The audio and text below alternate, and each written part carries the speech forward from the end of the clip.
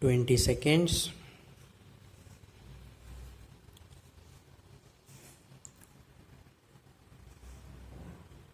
Be ready. 10 seconds.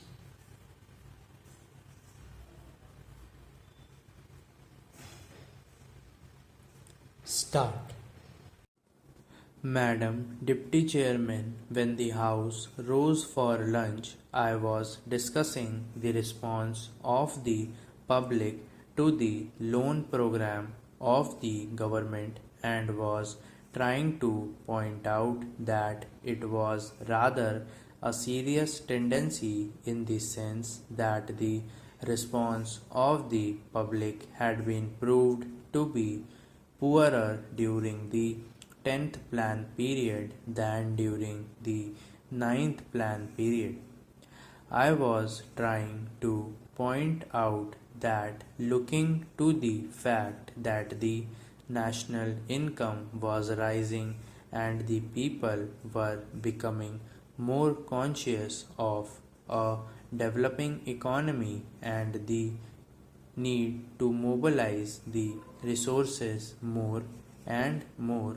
a contrary trend ought to have appeared, and that, in view of that, this trend was disturbing. This trend is to be contrasted with the trend of the public regarding the call from the corporate sector for the investment of their monies. Here we find that the shares of some of the new companies or of the old companies that are issuing new shares are oversubscribed at times to the extent of 15 times the capital that has been asked for by the companies. So, here are two pictures. One, the picture of the government asking the public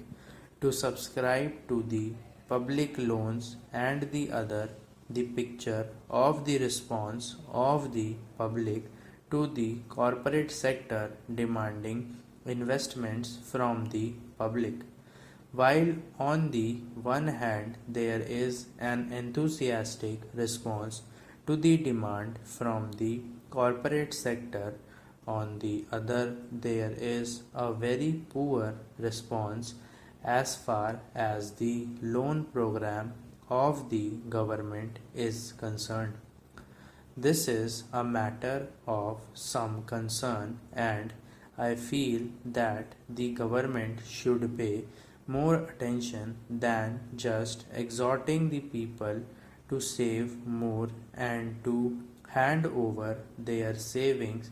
to the government, as the Honorable Finance Minister has done more than once.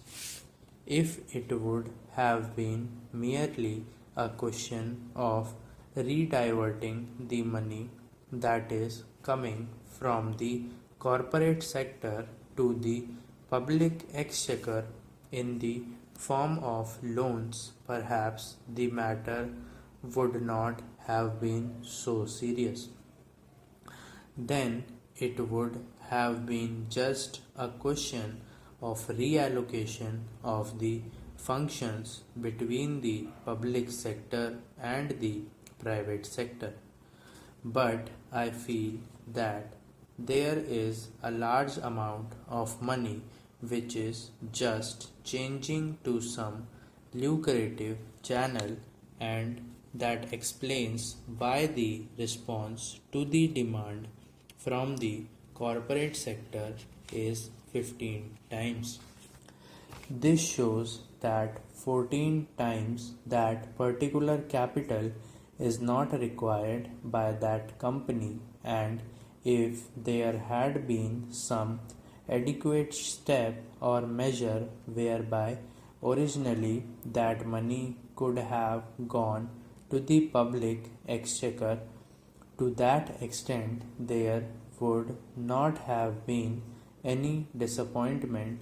to the people who wanted shares but who did not get them, and disappointment to the public exchequer by not getting the response which it ought to have got. That, to my mind, leads to the question of the pattern of the rate of interest. In a developing economy, and especially in view of the fact that a large number of companies are being floated today which have got an element of growth in them, thereby attracting so much capital towards them, the Government of India will have to take into consideration the question of the rate pattern of interest on their loans and to see whether something could not be done whereby the public will be attracted to a large extent towards their loan program hitherto. It has appeared in the press that the question of supply and want is being reconsidered and that offers are sought to be made more attractive. If in the same strain the entire question of the loan program is also considered, it may be possible that these loans also might be made more attractive and thereby more capital, which is today just changing the channel of profitable employment, might be diverted to the public exchequer in the form of public loans. Then there is the question of the state governments performing their part which has been assigned to them during the 11th plan period.